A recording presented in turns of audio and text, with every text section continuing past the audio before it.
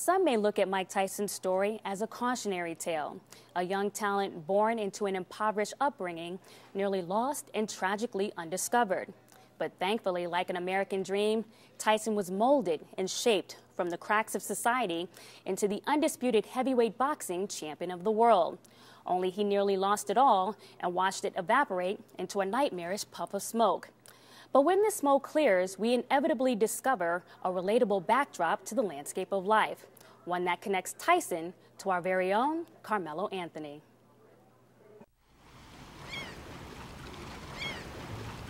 I never saw a wild thing sorry for itself. A bird will fall frozen dead from a bough without ever having felt sorry for itself. But for humans, self-pity can be harder to discard. That's why there are many riveting tales where self-pity intersects with self-reliance. One of such, the fight of Mike Tyson.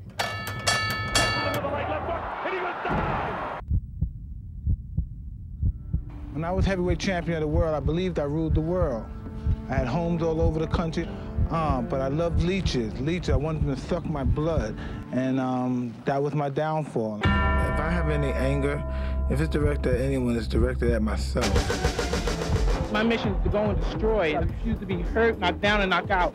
I can't lose. I refuse to lose. And therein lies a soul of a survivor Nuggets forward Carmelo Anthony can personally relate to. Especially in our situation, you know, athletes alone, it goes to show you, you could be at the top at one point in time, but then they are moving on.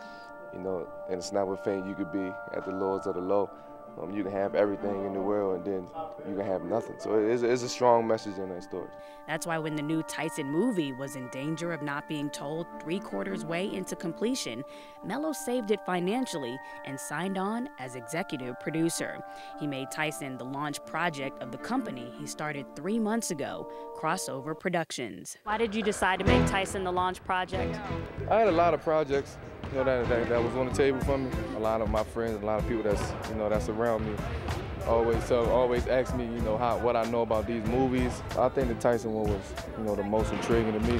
Intriguing not just to Melo, but also his co-producer, fiance Lala Vasquez, and many of their supporters that showed up to the LA premiere of this Cannes Award-winning movie. I just think that this was a story that needed to be told. Hopefully get a better understanding about him and his life. I think it's intriguing as anybody out there right now.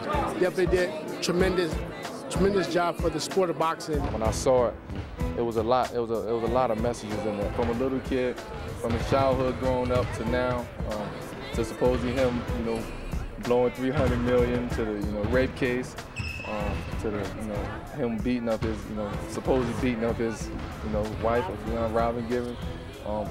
But there's a stronger message than that. James Toback, the multi-award-winning director of Tyson, says these messages in many ways speak not just to a slice of Black America, but the entire human condition, period. The first question we ask is, who am I?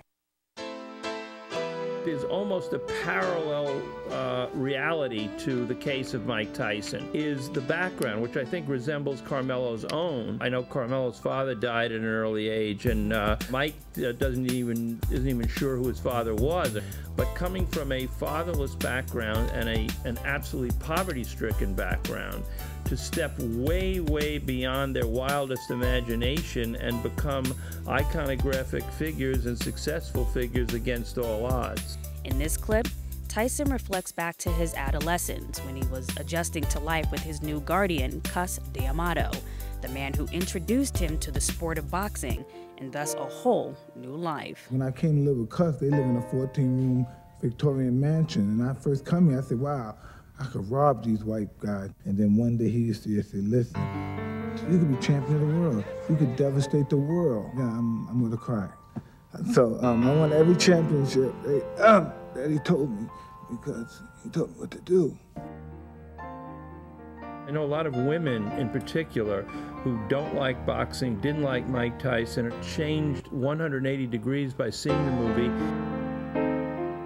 Why do you think that they had that kind of 180 turn about their feelings of Mike Tyson? It's that a substantial, fundamentally sensitive person who was regarded as a kind of dangerous Godzilla, turns out to be an extremely complex and totally honest person.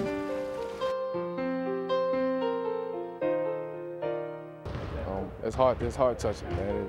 A lot of people I know said they shed tears, and a lot of people think it's easy.